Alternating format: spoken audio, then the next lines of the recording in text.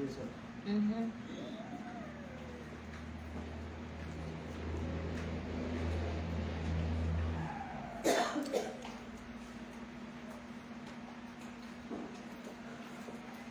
Solamente lo comienzo a compartir por acá.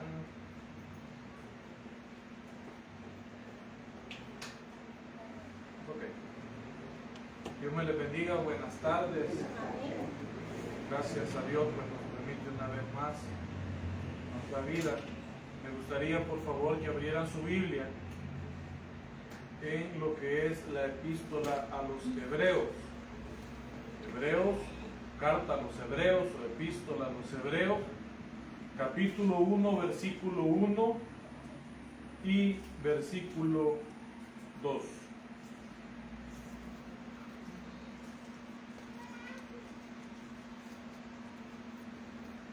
Hebreos, capítulo 1. Amén.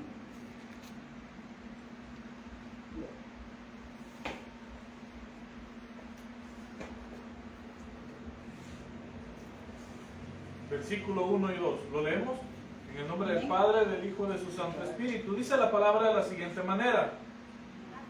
Dios, habiendo hablado muchas veces y de muchas maneras en otro tiempo a los padres por medio de los profetas, en estos postreros días o en estos últimos días, Dios nos ha hablado por el Hijo, a quien constituyó heredero de todo y por quien asimismo hizo el universo. Oremos, digámosle: Padre amado, una vez más nos has permitido estar reunidos en tu nombre en esta casa de oración, en este ministerio Emanuel que lleva, Señor, tu nombre. Solamente pedirte una vez más, Padre, que seas tú, a través de tu Santo Espíritu, hablando a cada uno de nosotros. Tú conoces mejor que nadie nuestras necesidades, como también conoces nuestras debilidades. Te pido esta tarde, por favor, perdones todas nuestras iniquidades, Señor, y que permitas que tu palabra pueda ser, Señor, recibida en nuestros corazones, que podamos meditar en ella, podamos comprenderla, asimilar, Señor, lo que esta tarde tú nos quieres decir a cada uno, y que por medio de tu palabra, Señor, nosotros podamos ser sanos de cualquier enfermedad que nosotros tengamos, porque es tu palabra la que es como una espada de dos filos que penetra, que corta, que redarguye, Señor. Y esta tarde nosotros te pedimos en el nombre de Jesucristo que tu palabra, Padre eterno, haga lo que tenga que hacer en cada uno de nosotros. Señor, nosotros quedamos reunidos en el nombre de Jesucristo. Espíritu Santo, camina en medio de nosotros como reunión y háblanos, Señor, por favor. Amén y amén. Muy bien, tomen asiento. Hebreos capítulo 1, versículo 1. Fíjense que el tema del mensaje se llama cuidado por cómo caminamos. Dice la Escritura, versículo 1 de la carta a los Hebreos: Dios, habiendo hablado muchas veces y de muchas maneras en otro tiempo a los padres a través de los profetas. Miren qué interesante, porque si nosotros comprendemos un poco acerca de la Escritura, nosotros vamos a saber que esta carta se le atribuye a Pablo. Otros dicen que es Bernabé. Pero algo muy interesante es que la Escritura en sí, en base completamente, está dirigida a los hebreos. Ahora la pregunta es, ¿quiénes son los hebreos? O a quienes conocemos como los hebreos. Porque una cosa son los judíos, una cosa son los israelitas y otra cosa muy diferente son los hebreos. Muchas veces nosotros podemos equivocarnos en cualquiera de estos tres puntos. Porque al primero que se le llamó hebreo fue a Abraham, después de haber cruzado, después de haber salido de la tierra de Canaán, de Ur, de los caldeos, y haber llegado a Canaán. Se le llamó hebreo porque él había cruzado, dice la Escritura, el río, había pasado el río de un lado a otro. Entonces, a muchos de nosotros sería muy fácil utilizar la palabra hebreo para sintonizar cada uno de nosotros en nuestra vida. ¿Por qué? Porque nosotros hemos cruzado de muerte a vida a través de Jesucristo. Amén. Pero vean lo que dice. Versículo 1. Dice la Escritura: Dios, habiendo hablado muchas veces y de muchas maneras en otro tiempo a los padres por los profetas. ¿Qué quiere decir? Dice el escritor, muy bien, Dios ha hablado durante mucho tiempo a lo que eran los padres, refiriéndose a lo que era el pueblo de Israel. Dios ha hablado, siempre Dios ha hablado, siempre Dios ha comunicado, siempre Dios ha tenido o ha tratado de tener una comunicación para con sus hijos. Y si no, veámoslo nosotros. Dios siempre trata de tener una comunicación con cada uno de nosotros. Pero dice el escritor de los Hebreos, Dios, habiendo hablado muchas veces, y la palabra muchas veces a nosotros nos da la expresión de que no lo hizo solo una vez. Es como lo que tú decías, Dios habla a cada uno de nosotros constantemente y no lo hace una vez, lo hace muchas veces. El problema es cuando nosotros aceptamos el llamado que Dios hace y cuando nosotros no lo aceptamos. Dice la Escritura, habiendo hablado muchas veces y de muchas maneras en otro tiempo a los padres a través de los profetas. ¿Qué nos da a entender? Que Dios utilizaba a los profetas de Israel para hablarle al pueblo de Israel. Vean lo que dice el versículo 2. En estos postreros días, dice, o en estos últimos días, Dios nos ha hablado por el Hijo, a quien constituyó heredero de todo. ¿Qué quiere decir eso? Que Dios nos está hablando. Bueno, el escritor de los Hebreos no quiero utilizar la palabra dispensación, pero hace una diferencia entre el tiempo en el que los profetas le hablaban a los padres y el tiempo en el que Yeshua comienza a predicar las buenas nuevas del Evangelio. Él dice, en el tiempo pasado estaban los profetas hablándole al pueblo para que el pueblo se arrepintiera y para que el pueblo creyera. Pero en los últimos días, dice, Dios utilizó otro medio, y el cual fue Jesucristo con las buenas nuevas de salvación. Dice, en estos postreros días nos ha hablado por el Hijo, a quien ha constituido heredero de todo, y por quien asimismo hizo el universo. Versículo 3, el cual, dice, siendo el resplandor de su gloria y la imagen misma de su sustancia. ¿Qué quiere decir? Dice el escritor de Hebreos, muy bien, anteriormente el Señor les habló a través de los profetas, pero ahora está utilizando otro medio u otra forma de traer las buenas nuevas de salvación. ¿Cuál es esa? A través de Jesucristo. Pero dice la Escritura, versículo 3, el cual siendo el resplandor de su gloria. Dice la palabra que al Padre nadie le ha visto, nadie le conoce. Mas sin embargo, los discípulos y la gente en aquel tiempo conocieron a Jesucristo y le vieron. Unos lo reconocieron, como lo dice Pablo, como el resplandor mismo de la gloria de Dios, la misma esencia de Él. Y dice, el cual dice, siendo el resplandor de su gloria y la imagen misma de su sustancia, a quien sustenta todas las cosas con la palabra de su poder, habiendo efectuado la purificación de nuestros pecados por medio de ¿quién dice? Por medio de Él mismo. ¿Por qué? Porque nuestros pecados, bendito sea su nombre, han sido perdonados, lavados y limpiados a través de la sangre del Cordero, en la muerte del cruz del Calvario. Por eso dice Él, habiendo efectuado la purificación, el lavamiento, haber quitado la mancha de nuestro pecado, a través del mismo, se sentó, dice, a la diestra de la majestad en las alturas. ¿Han leído, han escuchado cuando están martirizando a Esteban, cuando lo están apedreando, y que dice la Escritura de que él ve, dice que cuando ya están comenzando a pegarle las primeras pedradas, dice que el cielo se abre delante de él y él ve la majestad de la gloria de Dios, y él ve a Jesucristo sentado a su diestra. Es lo mismo que está diciendo acá el escritor, el cual dice, por medio de sí mismo se sentó a la diestra de la majestad en las alturas. Y esto nosotros lo tenemos que saber, que es hasta que Él regrese. Y dice el versículo 4, hecho tanto superior a los ángeles por cuanto heredó más excelente nombre que ellos. ¿Qué quiere decir? Que el que vino a la tierra, el que es la imagen misma de su sustancia, el que es el resplandor de su gloria, es mucho mayor que los ángeles. Es mucho mayor que los ángeles. Pero me gustaría que lo vayamos, por favor, al versículo 2. Porque ya van a ver por qué el escritor de Hebreos está haciendo la introducción acerca de lo que es la predicación de la salvación. Dice versículo 2: por tanto, habiendo conocido que el Padre primero utilizó profetas, luego utilizó a Jesucristo, ahora el escritor dice por tanto, o por eso, por lo que ya he explicado, dice el escritor, por eso es necesario que con más diligencia atendamos a las cosas que hemos oído. No sea, dice el escritor, que nos deslicemos. Miren qué interesante. ¿Por qué? Porque dice el escritor, si anteriormente el Padre utilizó a profetas para predicar la palabra de Dios, luego de los profetas, el Señor utiliza a su mismísimo Hijo para predicarnos la palabra de Dios. Utiliza a su mismísimo Hijo para traer las buenas nuevas del Evangelio. Utiliza la expiación por muerte para perdón de pecados, para que nosotros creamos en el Evangelio. Y por eso dice el escritor, por tanto, dice, conociendo, y eso es lo importante.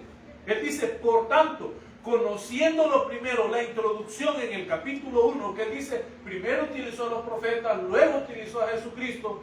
Ahora él dice, por tanto, vean lo que dice el versículo 1 del capítulo 2, por tanto es necesario que con mucha diligencia atendamos a las cosas que hemos oído, no sea que nos deslicemos, no sea que nos apartemos, no sea que nos alejemos de nuestra fe.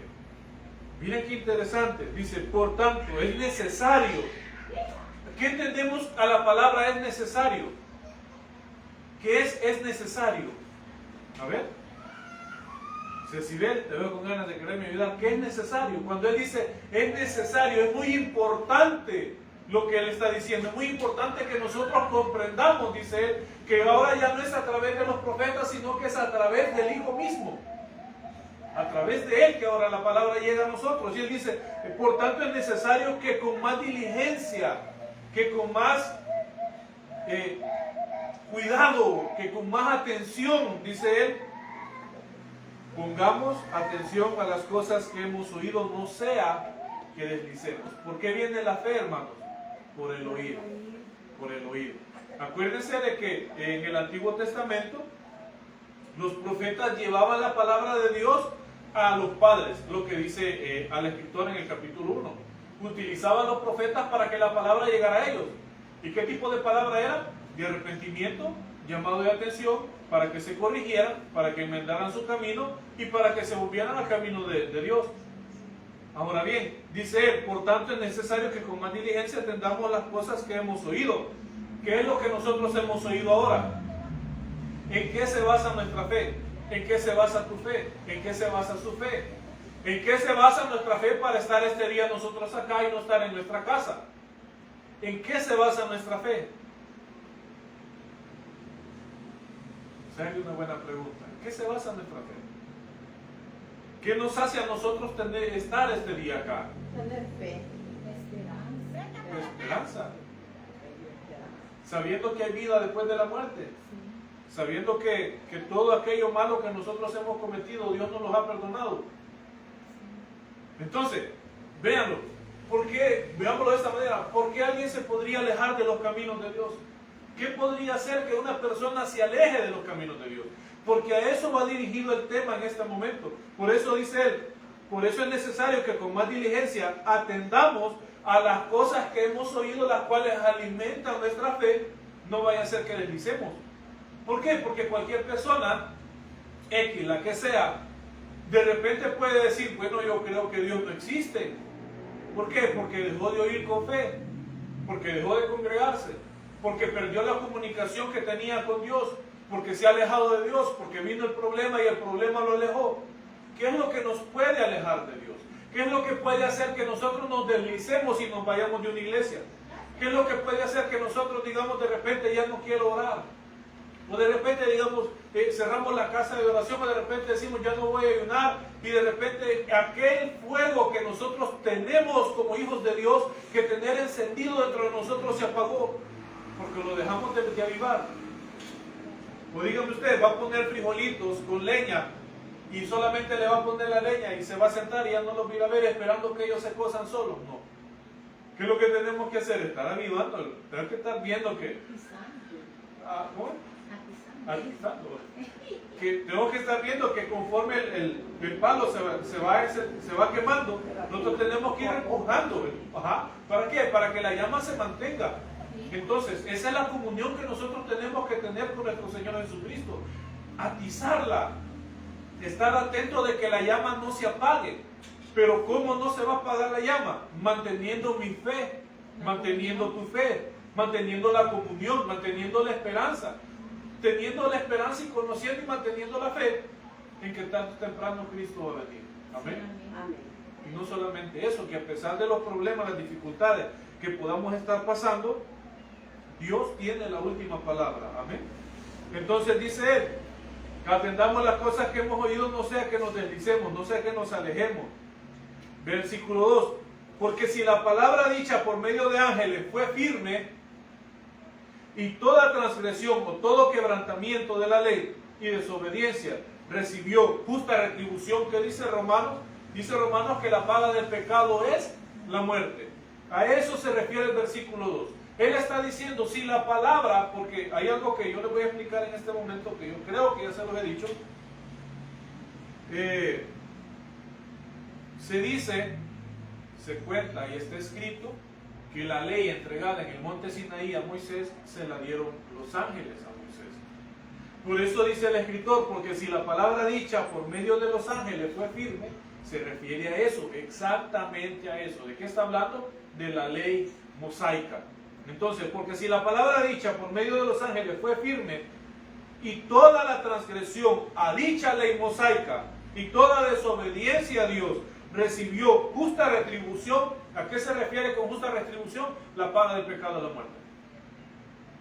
Interesante, porque la ley decía, la ley dice,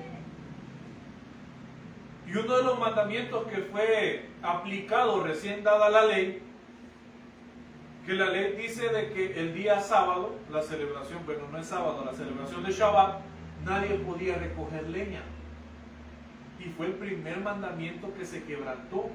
Después de haber sido dada la ley mosaica, dice que sale una persona del pueblo de Israel a recoger leña. Y la ley ya había sido dada. Y la ley decía que todo aquel que quebrantara el Shabbat tenía que ser muerto. Y le dicen a Moisés, mira que él anda recogiendo leña. Y la ley dice que no lo puede hacer. Pues van donde él y lo agarran preso. Y lo meten, lo tienen aparte.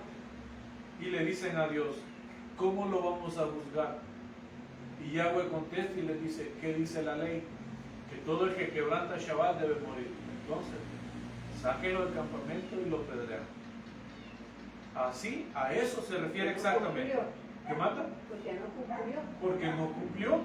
Y esa es la ley mosaica. Y dice, por eso dice, porque si la palabra dicha por medio de los ángeles fue firme y toda transgresión y desobediencia recibió justa retribución, vean eso, porque él está diciendo que la ley mosaica, que es la ley de Dios, pero fue dada por ángeles. A eso se refiere. Bien, pero vean lo que dice. ¿Cómo escaparemos nosotros si descuidamos una salvación tan grande? Ahí está el detalle. ¿Por qué? Porque acuérdense que el capítulo 1, la introducción dice que la primera palabra fue dada por profetas a Israel. No es que esté menospreciando o no es que esté diciendo, que ellos eran profetas, pero la palabra ahora es de Jesucristo. Pero sí se refiere a eso. Él dice, si la palabra primera, que fue la que dieron los ángeles en el monte Sinaí, que fue la que hablaban los profetas a los padres, toda desobediencia a esa palabra traía un castigo por quebrantarla. Ahora él dice en el versículo 3, ¿cómo escaparemos nosotros ahora si descuidamos una salvación tan grande? ¿Por qué? Porque ya no son los profetas, ahora es Jesucristo el que está anunciando las buenas nuevas. Es Jesucristo el que viene, es la esencia misma de Dios quien camina entre medio de nosotros y comienza a anunciar las buenas nuevas. A eso se refiere. Él dice, ¿cómo escaparemos nosotros? ¿Cómo voy a escapar yo si me descuido de mi salvación? Si yo digo, no, ya no quiero nada con Dios. Después de que he predicado, Después de que he conocido a Dios, después de que le he ayunado, después de que me ha sanado, después de que ha hecho esto y esto y esto conmigo, ¿cómo voy a escapar yo si yo retracto mi palabra, si yo retracto mi fe y digo no quiero nada con Dios? A eso se refiere el escritor. Si nosotros desechamos la gracia, si nosotros desechamos la misericordia, si nosotros desechamos el sacrificio hecho por Jesucristo en la cruz del Calvario. Por eso dice él, ¿cómo escaparemos nosotros si descuidamos una salvación tan grande? La cual, dice, habiendo sido anunciada primeramente por el Señor, por Jesucristo, nos fue confirmada por los que lo oyeron. ¿Quiénes lo oyeron? Los apóstoles. Yo hablaba con un compañero de trabajo esta semana y hablábamos acerca del sacrificio de los apóstoles, de la vida que ellos llevaron. Y le digo yo, ¿te podés imaginar? No, ¿te imaginas, le digo yo, que vos dieras una mentira y te tocara dar tu vida por mantener la mentira? Le digo yo. Y dieran la vida, le digo yo. Hombre. Entonces le digo yo, ellos vieron a nuestro Señor resucitado. Ellos lo vieron, caminaron con Él, comieron con Él, disfrutaron con Él después de haber resucitado, porque nadie va a mantener una mentira, nadie va a ser arriesgado a morir apedreado, a morir quemado, a morir decapitado por mantener una mentira. Por eso dice el escritor, la cual dice, hablando acerca de la salvación, la cual, habiendo sido anunciada primeramente por nuestro Señor, por nuestro Maestro, por Jesucristo, fue confirmada por los que lo oyeron. En otras palabras, por los apóstoles, por los que lo oyeron y por los que vieron que Jesucristo en realidad había resucitado. Dice el versículo 4, testificando, ahí está, esa palabra es clave, sirviendo de testigo, dice la Escritura, Dios mismo, juntamente con ellos. ¿Con quién? Con los apóstoles. A eso se refiere el escritor. Por eso dice, testificando Dios juntamente con ellos con señales, prodigios y diversos milagros. Dice la Escritura en el libro de Hechos que la multitud de gente era tan grande cuando salían a ver a Pedro y a Juan, que incluso la gente, como ya no podían accesar hasta ellos ponían sus enfermos donde Pedro pasaba para que la sombra de Pedro cayera sobre aquellos enfermos y ellos fueran sanos. A las orillas de la calle. A las orillas de la calle. A eso se refiere el escritor de Hebreos. Y si no hay otra parte que dice de que los pañuelos que los apóstoles utilizaban para quitarse el sudor, esos pañuelos se llevaban, se los robaban y salían corriendo, y ese pañuelo, no por la fe de que, ay, el apóstol mandó, sino por la fe de saber que esos varones eran hombres de Dios, agarraban el pañuelo, se lo llevaban y se lo ponían al enfermo, y el enfermo sanaba. ¡Qué poder! ¡Qué poder! Todo el libro de Hechos habla acerca de muchos milagros que ellos hicieron, muchas sanidades que ellos hicieron. Echaron fuera demonios, resucitaron muertos, sanaron, dieron vista a los ciegos, hicieron que los paralíticos caminaran. Y es exactamente a eso que el escritor se refiere. Por eso dice, vean, aquí hay una conjugación. El que predicó la buena nueva, que fue Jesucristo, los testigos, que fueron los apóstoles, y el poder del Espíritu Santo testificando o dando fe a lo que estos decían. O sea, que no era solamente una palabra así de, aquel hombre vino, murió por nuestros pecados y resucitó, amén. Y la gente se quedaba, ¿cómo? Que vino para un montón de dioses. Sino que por eso dice la Escritura, que ellos fueron acompañados con el poder de Dios para que la gente viera y creyera lo que verdaderamente estaba sucediendo. Dice la Escritura, en el libro de Hechos, que andaba Pablo y Silas, si Pablo y Silas llegan a una parte de Atenas a predicar, y dice que Silas era el orador, el que estaba predicando y todo lo demás, pero Pablo realiza un milagro. Dice que cuando la gente ve que Silas predicaba y que Pablo es el que había hecho el milagro, uno de ellos gritó, son dioses en medio de la tierra, y uno dijo, este es Zeus, y el otro creo que le dijeron Apolos, no sé qué otro nombre le dan, pero le dan dos nombres griegos. Y la gente sale y los querían premiar, los que dijeron dioses en medio de nosotros. Y Pablo se arranca las vestiduras y le dice, nosotros no somos dioses, nosotros venimos anunciando al Dios verdadero, al que creó el cielo, la tierra, el mar y todo. Al final lo terminaron apedreando, casi los matan. Pero ese era el poder de Dios, ese era el poder del Espíritu Santo, testificando la resurrección de Jesucristo con milagros, con señales, con maravillas. Y ahora, hoy por hoy, ese mismo poder de Dios es el que sigue restaurando vidas.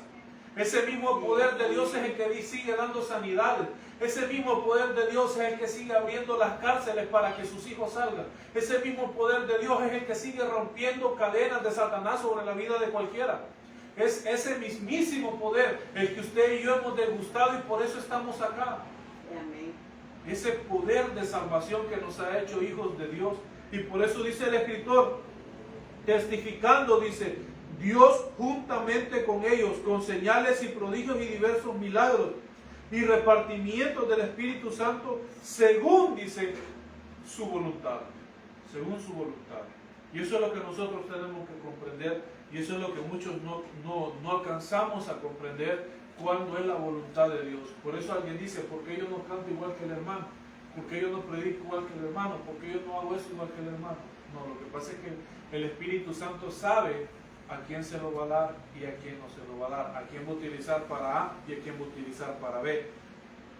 Pero veamos lo que dice. Estamos hablando acerca de no apartarnos de su camino. Veamos lo que dice, por favor, el capítulo 3, versículo 12.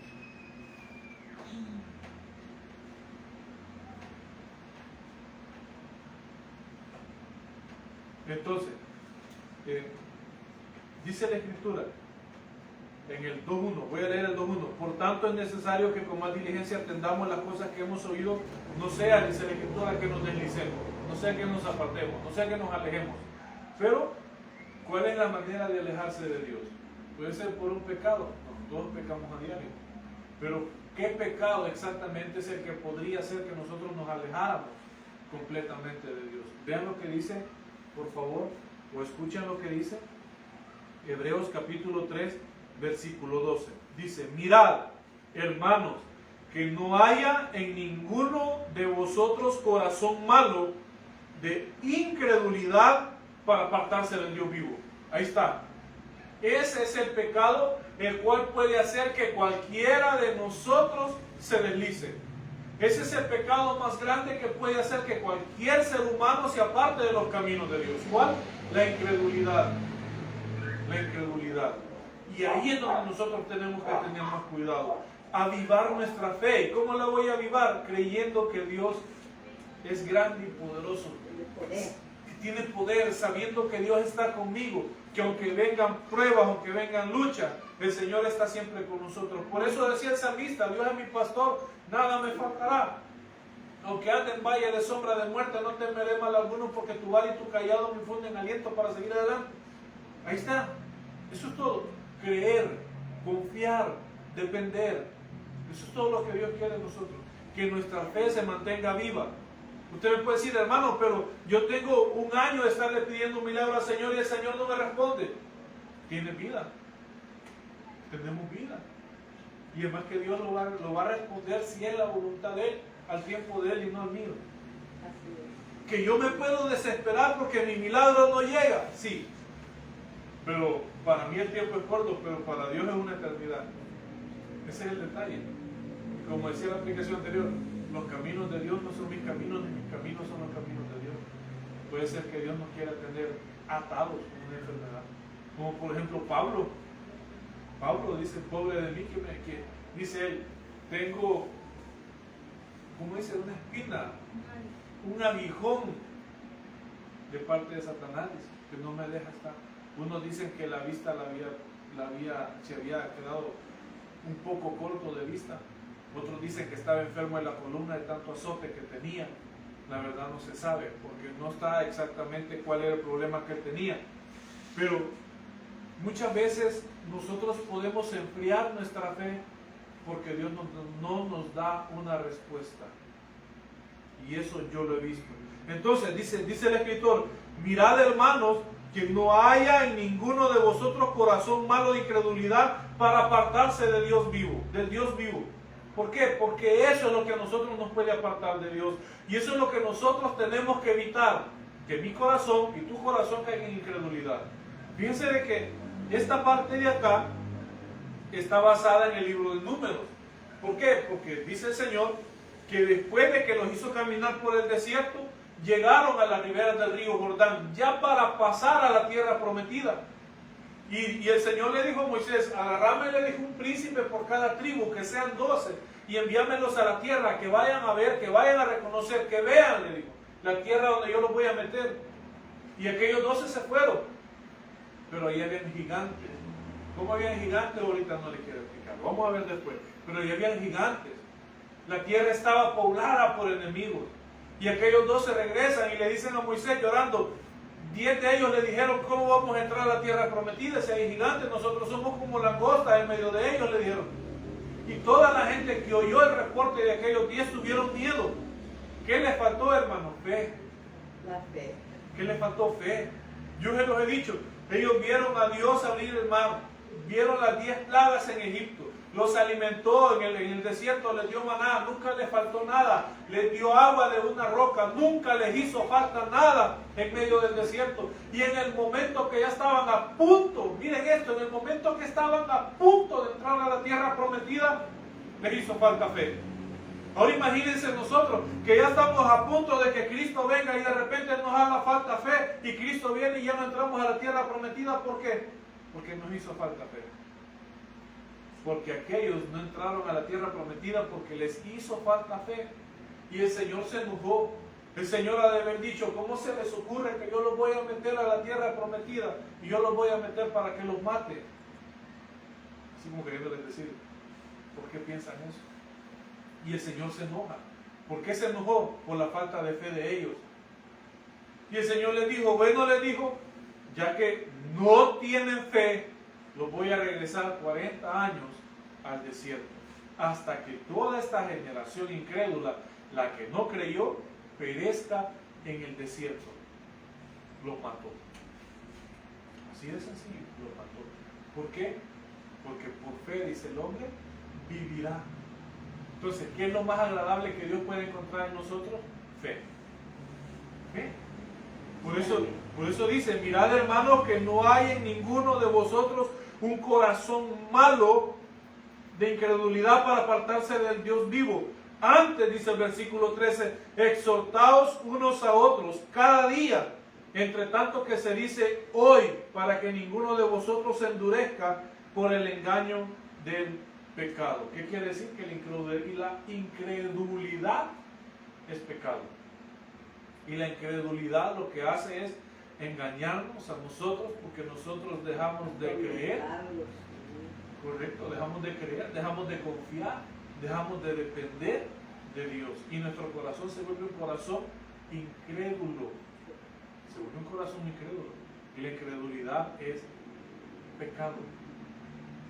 Imagínense, solo pongámoslo a ver de esta manera. ¿Cuánta gente se ha apartado de los caminos de Dios? ¿Cuánta gente se ha alejado de los caminos de Dios? ¿Cuánta gente se ha enfriado? ¿Cuánta gente ya no quiere nada con Dios porque Dios no le resolvió su problema?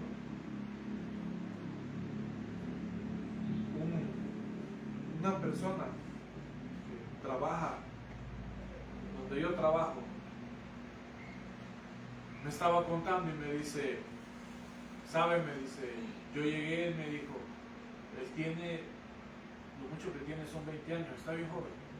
Yo llegué, me dijo, los caminos de Dios cuando yo tenía 14, iba a cumplir 15 años. Comencé a ir a la iglesia. Y yo le dije, oye, ¿por qué ya no vas? ¿Qué te ha pasado? Cuando yo llegué, me dijo, a la iglesia, llegué porque mi papá y mi mamá se acababan de separar. Mi papá se fue y mi hermana menor y yo nos quedamos solamente con mi mamá. Y eso me dijo, me hizo a mí llegar a la iglesia. Yo llegué porque yo le llegué pidiendo a Dios que mi papá regresara. Y a mí me hizo chiquito el corazón. Y me dijo, pasé 2 años, me dijo, en la iglesia, esperando una respuesta para que Dios devolviera a mi papá a la casa y volver a ser una familia. A los 2 años que vi que Dios no me respondió, yo me fui de la iglesia. Usted no tenía fe porque, ¿verdad? Él llegó por una necesidad y está bien, todos o la mayoría, hemos llegado por una necesidad, sea física, sea, hablando física tal vez de trabajo o un problema de enfermedad, qué sé yo, una carga más grande como una carga espiritual, pero todos llegamos ante Dios humillados y necesitados de Él. Él llegó de esta manera. ¿Cuál fue? Y yo le digo, ¿sabes cuál fue tu problema? Le digo yo, que tú pusiste tu fe en Dios esperando una respuesta de parte de Él. Si tú hubieras llegado, le digo, simple y sencillamente por buscarle, yo estoy seguro que estuviera. Y lo invité a que volviera y él me dice, al rato, don Rafa, al rato llego. Entonces, ¿qué es lo que le pasó a él? Él llegó con fe, con una fe, esperando de que Dios le devolviera a su papá y su hogar se restableciera. Y él quería rápido. Ajá, quería una respuesta rápida.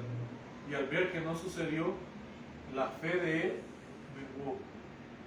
Y esto, créanme o no, esto va a ser más difícil que él vuelva otra vez a la iglesia. No lo va a ser difícil. Por eso dice, antes dice, exhortados unos a otros cada día, entre tanto que dice hoy, para que ninguno de vosotros se endurezca por el engaño del pecado, porque somos hechos participantes de Cristo, con tal que retengamos, y esa palabra es muy importante, con tal que retengamos firme hasta el fin nuestra confianza del principio. Miren qué interesante, porque dice el escritor, porque somos hechos participantes de Cristo. ¿Qué quiere decir esto? De la salvación, participantes de que Él nos ha limpiado nuestros pecados en la cruz cuando Él murió en el Calvario, participantes para una nueva vida, participantes para entrar al reino de los cielos a través de Él, participantes para toda bendición que viene de parte de Él. Pero dice Él, porque somos hechos participantes de Cristo o con Cristo. Pero aquí viene un paréntesis muy importante, y esto es lo que nosotros tenemos que ver esta noche. Con tal que,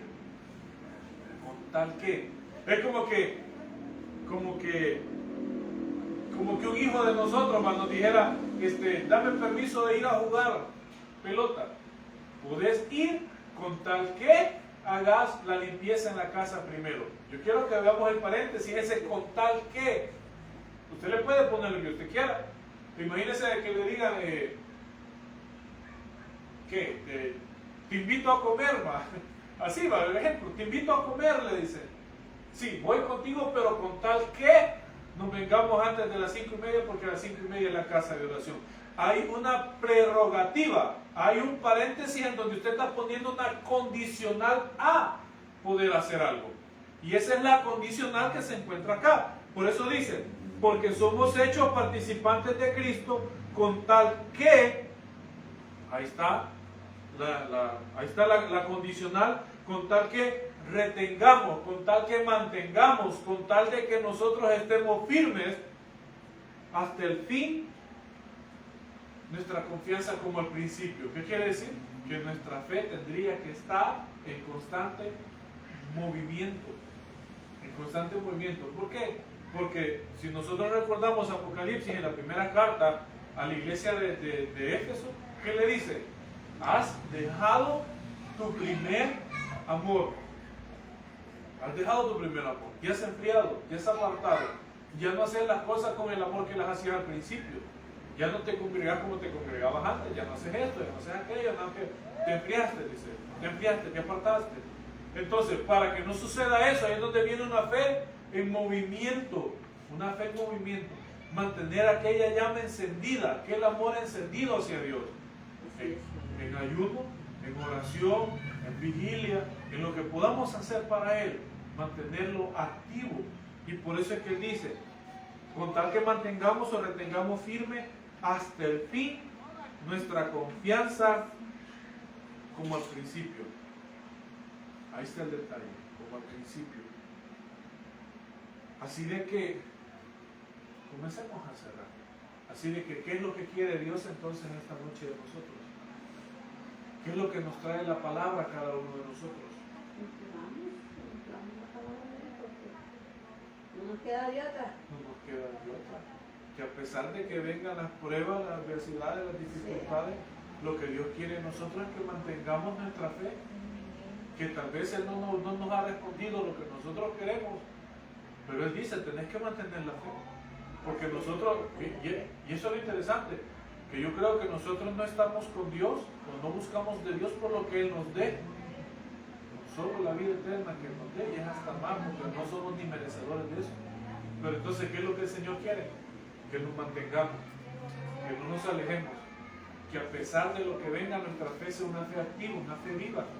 ¿Por qué? Porque la incredulidad, el dejar de creer, el dejar de tener fe, es lo que va a hacer que nuestro corazón se endurezca a causa del pecado.